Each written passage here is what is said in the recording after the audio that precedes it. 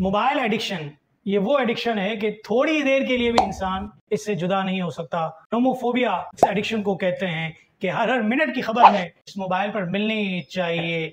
Mobile के इस्तेमाल की वजह से जो हेल्थ के इश्यूज सामने आ रहे हैं, डॉक्टर्स कहते हैं कि इंसान की नींद मुतासिर हो रही है, क्योंकि ये मोबाइल जो है रिलीज करता है ब्लू लाइट, और इस ब्लू लाइट के रिलीज करने से इंसान के हार्मोन्स डिस्टर्ब होते हैं, और हार्मोन्स डिस्टर्ब होते हैं तो इंसान इंसोम्निया जैसे बीमारियों में पड़ता है। नींद ना आने की बीमारी बच्चे को इस वक्त सुनने में और देखने में आ रही है। फिर दूसरे नंबर पर इंसान कैंसर और ट्यूमर जैसे मौलिक अमराज में मुब्तला होता है, क्योंकि मोबाइल की ये रेज इंसान अपनी बॉडी के अंदर एब्जॉर्ब करता है, और इस एब्जॉर्प्शन की वजह से उसका डीएनए मुतासिर होता है, और जब इंसान का डीएनए मुतासिर होता है तो इंसान कैंसर और ट्यूमर जैसे मौलिक अमराज की तरफ धकेल दिया जाता है।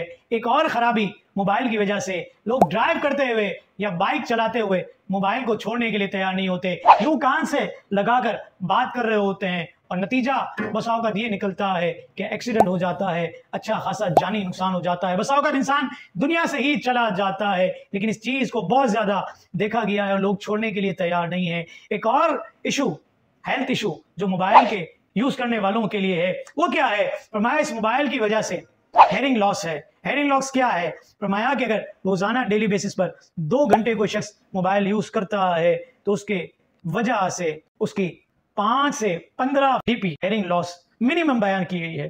फिर एक और चीज की तरफ देखिए कि आई का लेंस, बिलखुसूस रेटिना, ये भी मुतासर होता है, क्योंकि इसकी रेज इस हद तक शार्प होती हैं जो इंसान के रेटिना को रिफ्लेक्ट करती हैं, और इंसान इसकी वजह से नुकसानदेह बीमारी में पड़ सकता है।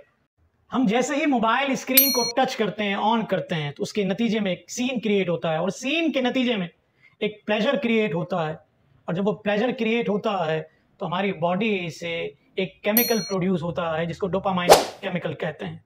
हालांकि ये केमिकल किसी और वजह से भी प्रोड्यूस हो सकता है, दीगर एक्टिविटीज के जरिए अपने घर के लोगों के साथ कनेक्ट होकर भी इसको प्रोड्यूस कर सकते थे, लेकिन मोबाइल के जरिए कनेक्ट होने से जो केमिकल प्रोड्यूस हुआ हमारे जिस्म में, डोपामाइन नामी, वो फकत इसी की हद तक महदूद है। लेकिन फिजिकली जो केमिकल प्रोड्यूस होता है इंसान की जिंदगी में, वो फकत प्लेजर नहीं होता, बल्कि प्लेजर के साथ एक और चीज भी शामिल हो जाती है जिसको हैप्पीनेस कहते हैं। जी हाँ, काश के हम इस चीज की तरफ तवज्जो दें। इस हैप्पीनेस की वजह से इंसान के जिस्म से जो केमिकल प्रोड्यूस हो रहा है, इसको ऑक्सीटोसिन कहते हैं। इसका एक और नाम भी है, जी हाँ, बड़ा प्यारा नाम है, इसको कहते हैं लव हार्मोन। अब मुझे बताइए कि बच्चों को या बड़ों को भी लव हार्मोन इस मोबाइल से कैसे मिल सकता है, जिसको हमने अपने सीने से लगाया हुआ है। अब गौर कर लीजिए कि कौन सा हमें बेनिफिट चाहिए कि हम डोपामाइन केमिकल प्रोड्यूस करके, हालांकि डोपामाइन केमिकल जो है ये ग्रेजुअली मजीद डिमांड भी करता है। इसको मैं इस तरीके से समझाऊं कि अगर कोई शख्स 2 रोटी खाने का आदी था, फिर उसकी खुराक बढ़ी, 3 रोटी खाता है, 4 खाता है, 5 भी खा लेता है, तो ये ग्रेजुअली डोपामाइन केमिकल मजीद डिमांड करता है। जिस तरह देखते हैं बादलों की टमी निकली हुई होती है, लेकिन ये ऑक्सीटोसिन केमिकल जिसको लव हार्मोन कहते हैं, ये इंसान को प्लेजर भी देता है, हैप्पी भी करता है। इंसान सबसे ज्यादा खुश कब देखा गया है? वो औरत जब उसकी डिलीवरी का वक्त होता है, जब वो मुश्किल से गुजरकर, तकलीफ से गुजरकर बच्चे की पैदाइश के अमल से गुजरती है, तो उसका लव हार्मोन उरूज पर होता है। आपने देखा होगा कि माँ के हवाले जब उसका पैदाइशी बच्चा किया जाता है तो माँ उसे अपने सीने से लगा लेती है, उस वक्त उसकी खुशी की इंतहा नहीं होती। तो मुझे बताइए कि फैसला हमने क्या करना चाहिए? आज बच्चे इस मोबाइल की लत में पड़कर अपनी स्टडीज को खराब कर रहे हैं, अपने रिश्तों को खराब कर रहे हैं, दूसरों के साथ एसोसिएट नहीं होते बल्कि डिस एसोसिएट होते हैं, अपनी अलग दुनिया, अपना अलग जान बनाकर बैठते हैं, और इसके नताइज किस तौर पर गंभीर निकल रहे हैं कि बच्चों में ज़हनी बीमारियां और दीगर अमराज तेजी के साथ तरक्की पा रहे हैं। लिहाजा अपनी नस्ल को इस मोबाइल के एडिक्शन से हमने बचाना है। डॉक्टर जावेद इकबाल साहब का एक जुमला मैं जरूर यहाँ पर बयान करूंगा, वो क्या है?